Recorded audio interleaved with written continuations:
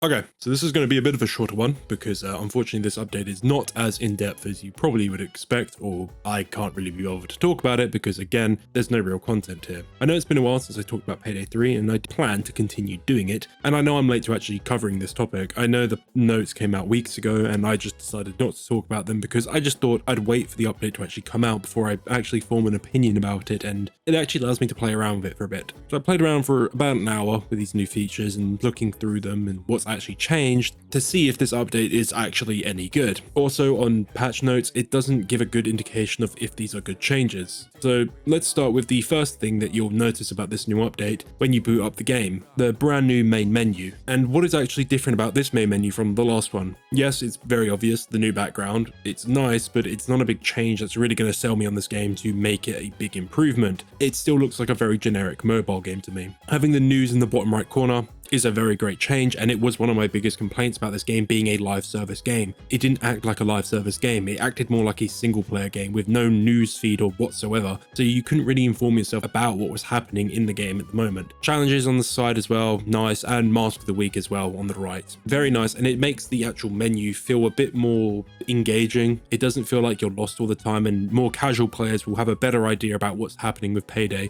especially in the coming weeks and months now as we go into year 2, where even people like me and other YouTubers probably don't know what's actually happening with this game. Now I'm going to make a massive nitpick here. Honestly, I kind of wish they actually let us pick a different background and pick which ones we wanted. They've basically completely removed the old one from the game, I'm pretty sure. So we can't even pick some new ones when they make them, if they do like a Christmas one in the future. I don't know, it's a very small nitpick that I would love to be able to do and be able to pick our background that we want. Again, such a simple thing, it doesn't need to be complained about, but I will complain about not being able to change the music. I really want to be able to actually have different main menu music so I can actually put something on that isn't as boring. I don't want to be an arse, but the main menu music for Payday 3 is really boring. Payday 2 had some great main menu music and I would love to be able to pick them. Again, nitpicks, let's move on. All right, let's get into the actual main meat now, this update. The brand new server browser. Is it any good? Yeah, I think it is actually a very good change and it reminds me a lot of Payday 2, but do I think it's better than Payday 2's? No, I don't think it is. This whole server browser still has some issues that I definitely take some problems with. And what are them problems? Well, first of all, I don't like the way the filters work. This is something that I didn't encounter at first, but upon multiple dicking about with it, I started to notice that the filters didn't really work as intended. Having multiple different contacts makes it more confusing in my opinion, and I thought that you would have to filter per contact, so you couldn't do multiple contacts, but it does seem you can, but it also doesn't seem to work 100% of the time. I would sometimes filter out all of, say, Shade's contact missions, and they would still pop up in the server browser, and then the refresh would break, and then I couldn't do it. Also, you can't do difficulty upwards. So, for example, if you want to play missions very hard and overkill, you can't do both of them at once. You can only pick one or the other. It's such a simple thing that I really wish we could choose multiple difficulties or even filter upwards, so difficulties going up. So especially when probably harder difficulties come out, we'll probably get Death Wish at some point and maybe get Death Sentence and Mayhem as well. It would just be nice to be able to actually filter all of them up, because playing on very hard and overkill, while yes, is a bit different, I don't care. I occasionally play overkill, I occasionally play very hard. It just depends on what mood I'm in and how seriously I want to take it. But being able to filter upwards, so being able to filter both of them difficulties, I'll be able to pick more on the fly and not have to dick around with the menus so much. Also, I would like to be able to preset an option for the server browser so I could make it more sort of how I want. I don't know if it's meant to, but mine seemed to reset every time I closed it out and went back into it or reopened the game. I don't know if it's meant to do that or it was just me being stupid, but I would like to be able to save these presets for my own sanity personally, because I don't like dicking about with menus constantly. Starting new heists, very good. Filtering works great. The being able to choose between loud, stealth and whatever, a great change. Being able to see how many people are in the lobbies, also very great. I very much do like these changes and they all work very well in my opinion. And also Payday now has some of its flavor back. It is not a generic AAA live service slop game. It actually has some of its old personality back with this sort of crime tech sort of look to it. I very much do like the actual style of the game and I really do hope they keep going with it. Also, I noticed some issues. I don't know if it's just matchmaking, but I couldn't join DLC heists for some reason. I have all the DLC. I've spent way too much money on this game than it probably deserves.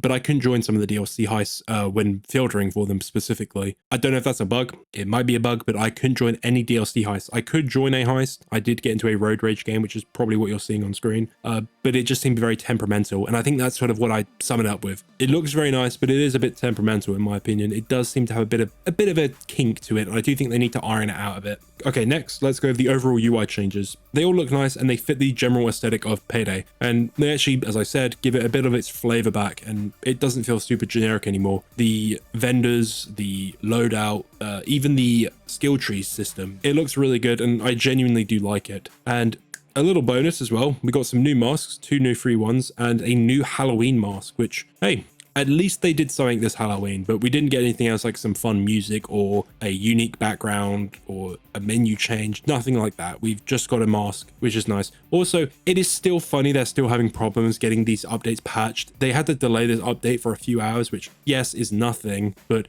brother in Christ, we are a year into this game and we still can't get patches on time. It's crazy. It's honestly crazy. It's not as bad as it used to be where it was like months delayed, but having a patch be delayed by a couple hours, it's just kind of annoying. Kick options and VoIP, very nice, but I probably won't use them because I don't play the game enough at the moment, because there's not enough, and I actually have never felt the need to have a kick option. A lot of people seem to say there's a lot of trolling. I never encountered it, which was really weird. I played the game quite a lot, definitely not as much as some people, but I never encountered any trolls. The PayDay community has always been pretty chill, you know, they've never been super trolly. They all just want to sort of grind and chill in the game. But yeah, kick options very nice, and VoIP also very nice, but I probably never use it. Also, a bunch of bug fixes, which I'm not going to go through because I can't be bothered. Overall, it's a fine update. I'm not going to champion this game at all. And for people that are saying this is what the game should have been at 1.0, no, it's still got a little ways to go before I could even say that. If you want my opinion, this is probably what the game should have been like in beta. Honestly, this is what the beta game should have been like. But then again, beta games don't really change at all now, but you get my point. This is probably what the game should have looked like before the game even came out. This is not what the game should have launched like. I do think there still needs to be some changes to make the game feel a bit better and more premium. But again, I feel like I'm beating a dead horse now, constantly saying that. And for me, what I want to see the change next is actually the aspects of content that are lacking now. The way that we can actually play the game with objectives and also builds. They're the main things I think they need to focus on, but will they focus on them? Probably not. They've already said Operation Medic Bag is done now. So I think we should be expecting less and less like big changes or an improvement of this game. But overall, fine update, as I said. It is significantly better than the game was at launch, I will say that. And with the Year 1 edition, I do believe now it is worth picking up at the price it is at £50. I do think there is enough content here to warrant that price. I know some people will say it's not, but it's kind of hard. If you go for max level 150, it will take you around 100 hours to actually reach that. That's what it took me to reach that. So I do think that's fair. I don't think that's like an insane like rip-off. I still think getting that much time out of it is good. But if you only play the heists once and then drop the game, this game isn't for you. Also, the game is on sale at the moment for £30, which is a steal in my opinion. Getting this game with the gold pass included as well, £30 is a great deal. I spent way too much money on this game, as I've stated way too many times. I really do wish I would have just bought this because I would have saved a couple £100 because guess what? I bought the fucking collector's edition. Now, I feel like I need to say this because I don't know if I said this in my last video. I might have. We don't know what's happening in the future. I've said what I want from the future, but we don't actually still have concrete knowledge of what's coming in the future. We don't know when the next like big expansion, paid expansion is coming for Payday 3. If I had to put a ballpark guess on it, I'd assume winter. So maybe January, February, I'd guess, or maybe early spring. God knows, though, it could be pushed back. The only thing that we do have confirmation of is we are getting 1, a new free heist, and 2, a paid heister. The free heist is most likely First World Bank, and the the paid heister is probably the Chicken Man. So there is some stuff still coming. We don't know about anything else that I know of. I have been a bit disconnected from this community for a while, so I could again be chatting out my arse, but that's all we know. So I don't really feel like recommending this game. The price is fine, but I would not recommend getting into this game as like a live service thing.